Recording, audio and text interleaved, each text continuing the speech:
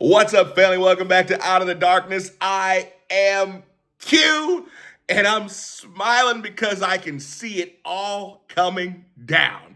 I can see it all melting from the top to the bottom, and I love it. One of my favorite podcasts used to be the Dan Bongino Show. I'm still trying to make out what I think about Dan here recently, but I enjoyed the heck out of his show. And what he used to always say, he used to make me laugh. He used to say, "We're the media now." And I'm saying it now. We are the media now. Why? Because nobody trusts the mainstream media.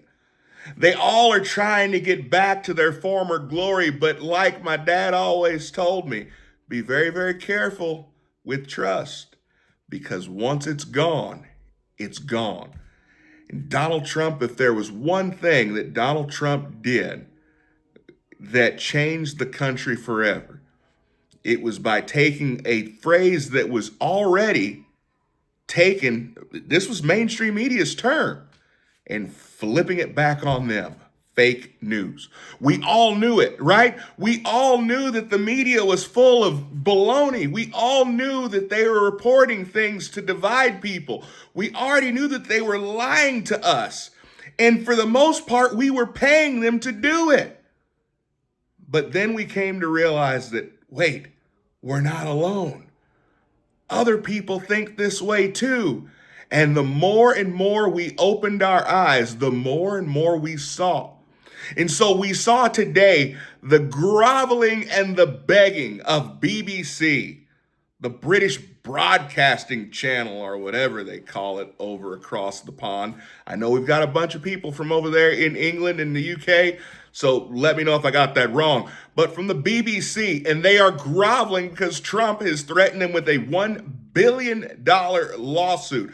And I hope no matter what happens, please, Mr. President, I don't care if they apologize. I don't care if they decide to give you the entire Isle of Scotland.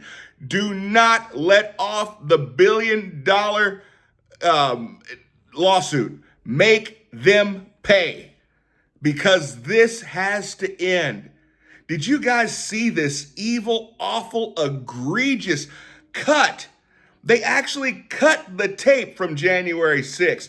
They cut it and made it out to be something it completely was not. They made it look like Donald Trump said, and we're going to go to the Capitol, and we are going, and I'm going with you, and we're going to fight like hell.